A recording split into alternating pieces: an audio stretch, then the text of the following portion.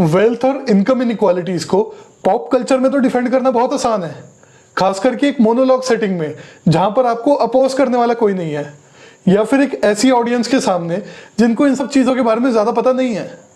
लेकिन जब आप इसको इंटेलेक्चुअली डिफेंड करने चाहते हो तो अच्छे अच्छों के तेल निकल जाते हैं। ये ब्रायन कैपलन का एग्जाम्पल लो। प्रिंसटन यूनिवर्सिटी से पीएचडी इकोनॉमिक्स में ये डिबेट करने चले गए एलिजाबेथ ब्रूनिक से, और उन्होंने एक सिंपल क्वेश्चन पूछ लिया, how does a thing come to be yours, और इनकी हालत खराब हो गई उसमें इवेंचुअली। जरा देखो आप भी। How does a thing come to be yours?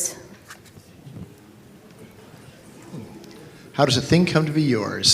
In the state of nature, how do I acquire something and it becomes absolutely my property?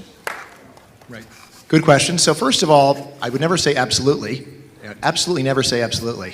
Right. So, if my baseball is required to save the universe, then I say it's not. Then it's not absolute.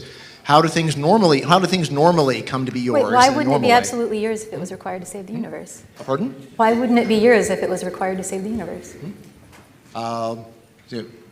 So why not? So what do you? So.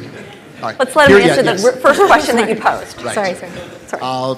So on that, here is. देख लिया क्या हालत हो गई, और ये हालत क्यों हो गई?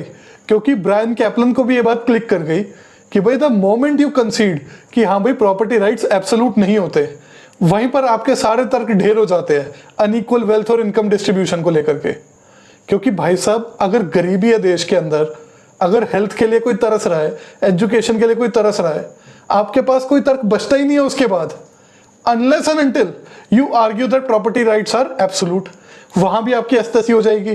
कभी कोई इंसान अगर ऐसा आर्ग्यू करने की कोशिश करे तो मुझे बताना, मैं उसे जवाब दूंगा।